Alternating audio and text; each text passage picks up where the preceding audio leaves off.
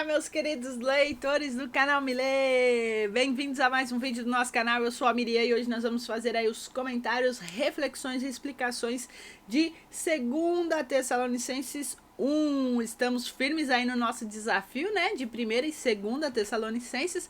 Hoje, mais cedo, já saiu o vídeo do panorama geral, tudo que você precisa saber sobre 2ª Tessalonicenses. Se você ainda não viu esse vídeo, vai lá depois que terminar, eu vou deixar aqui no final desse vídeo aqui também. Clica e veja porque ele tá bem completo e tudo que você precisa saber para ler aí, né? 2ª Tessalonicenses, que é um livro super pequeno aí, 3 capítulos apenas, né? Mas com muito conteúdo aí precioso e que você vai, né? Ele é precioso e nos ensina, né? Nos edifica. Então, gente, nesse primeiro capítulo aqui, o apóstolo Paulo, como sempre, em todas as cartas, né? Ele se apresenta, né? Ele fala o nome dele, ele fala para quem que é a carta, né? Destinada aí à igreja dos Tessalonicenses, em nome de Deus, né? Em nome de Jesus, que a graça e a paz esteja com você. Enfim, ele faz aí as saudações iniciais, né? O destinatário e o remetente. Basicamente é isso, comecinho aqui no versículo 1 e 2. E a partir do versículo 3, o que ele fala aqui? Ele fala de ações de graças, né? Ele agradece aí pela vida da igreja de Tessalônica e faz uma oração. E ele destaca algumas coisas importantes aqui, né? Ele, no versículo 3 ele fala assim, ó. Devemos sempre dar graças a Deus por vocês. Isto é justo, porque a fé de vocês tem crescido a cada dia mais. E muito aumenta o amor de vocês uns pelos outros. Lembra que eu comentei a questão ali, né, de uma igreja madura, uma igreja que tem fé, né, que tem amor aí, que tem a esperança da volta de Jesus. E é isso que ele tá falando, né? Ele tem o quê? O coração dele agradecido pela a igreja de Tessalônica. Aí ele fala no 4, né? Ó, eu agradeço a Deus por isso, pelas igrejas, né? Pela perseverança e a fé demonstrada por vocês em todas as perseguições e tribulações que estão suportando, né? Então aí a questão da perseverança e da fé. E aí fica uma reflexão pra gente aqui, né? Como que está a nossa perseverança e a nossa fé mediante aí as tribulações? Porque a igreja aqui estava sofrendo perseguições, né? E, ó, no versículo 4 você lê. E perseguições e tribulações, né? E eles estavam aí enfrentando essas perseguições e tribulações com perseverança e fé, né? Então talvez você esteja passando aí por perseguições, tribulações, momentos difíceis da sua vida e às vezes o que você tem tido vontade do quê? De desistir, de parar, de não vou conseguir, não vou dar conta, ai meu Deus do céu, né? E aqui nós temos que seguir o exemplo da igreja de Tessalônica, né? Com perseverança, persistir e ter fé, né? Fé em Deus, fé que Deus está fazendo aquilo que precisa, né, ser feito. Fé que Deus está no controle da nossa vida e que Ele nunca escondeu da gente que nós íamos ter aflições e momentos difíceis e dificuldades, né? Ser igual a Jesus. Jesus ele teve perseverança, ele foi até o fim na cruz, né? Na morte de cruz para nos salvar, por amor a nós. Ele poderia ter desistido ali, né? Ele até alguma tentativa ele fala, né? Se possível afasta de mim esse cálice, né? Mas no mesmo momento ele fala que não seja feita a minha, mas a sua vontade. Ele passou por tantos sofrimentos e por tantas aí dificuldades. Então fica aí a reflexão de como estamos passando as nossas perseguições e as nossas tribulações e as nossas lutas.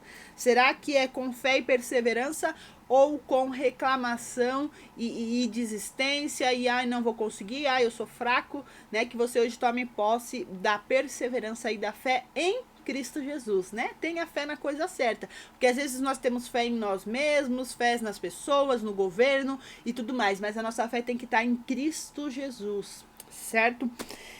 E aí ele fala, né, que eles são dignos do reino. No versículo 5 ele fala, ó, vocês dão provas, né, que vocês são dignos, né, dignos do reino pelo qual vocês também estão sofrendo. Que reino é esse? É o reino de Deus, né? No reino de Deus aí, as pessoas que não negarem a Jesus, que não desistirem pelo sofrimento, porque os dias vão ser maus, as coisas vão começar a apertar, né? Para os cristãos, para as pessoas que acreditam em Jesus, na Bíblia, os momentos vão começar a ficar difíceis.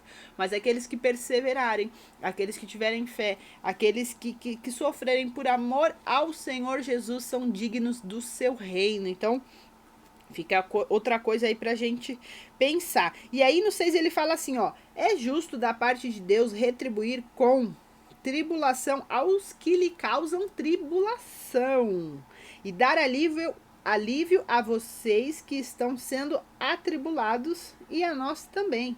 Isso acontecerá quando Jesus for revelado lá dos céus com os seus anjos poderosos em meio a chamas. E aí fala no 8, né? Ele punirá os que não conhecem a Deus e os que não obedecem ao evangelho do nosso Senhor Jesus.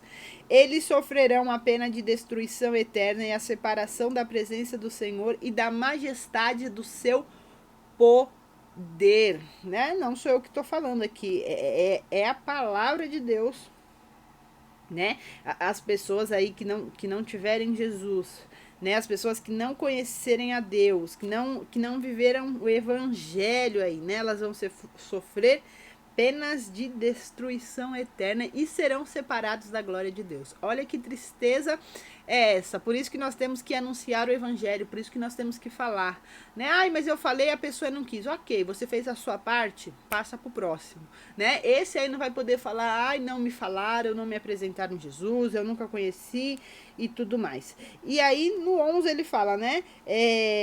Estamos orando constantemente por vocês, né? O apóstolo Paulo, ele não só escrevia a carta e esquecia da igreja, né? Ele não escreveu as duas cartas para os tessalonicenses e esqueceu deles. Não, ele tá falando aqui, ó, orando constantemente por vocês, para que o nosso Deus os faça dignos da vocação com poder, compra de todo bom propósito e de toda obra que procede da fé. Assim o nome do Senhor Jesus será glorificado em vocês e vocês nele, segundo a graça do nosso Deus e Senhor Jesus Cristo. Então, né, essa é a oração. Ó, estou orando para que vocês continuem firmes, para que vocês cumpram um propósito, né, e que o Senhor Jesus seja glorificado através da vida de vocês, né? Um dos propósitos que nós temos é que a nossa vida seja para glorificar e honrar o nome do Senhor Jesus. E aí fica a reflexão: será que eu, né, a minha vida tem glorificado ao Senhor Jesus, né? Ou eu só tenho, a minha vida está sendo uma vergonha, né? As pessoas olham para mim e não querem saber o Deus que eu sirvo, não querem fazer nada que eu faço porque a minha vida, né, ela não dá nenhum testemunho, não tem virtudes, não tem frutos. Então, para mim aqui esse capítulo 1 foi muito reflexível, né? Ele agradece, ele fala sobre coisas importantes aqui, faz a oração, fala a questão do sofrimento, né? Mas eu acho que as palavras-chave aqui são perseverança e fé. Nesse capítulo 1, me fala aí também, digita aqui nos comentários qual que é a sua palavra que você mais chamou a atenção. Para mim é a perseverança e a fé que nós temos que ter todos os momentos da nossa vida, senão nós caímos, nós desistimos, nós paramos, nós enfraquecemos. Então que você se fortaleça hoje na palavra do Senhor Jesus, certo? Amanhã eu te vejo no segundo capítulo aí de 2 Tessalonicenses. Um beijo para você e tchau.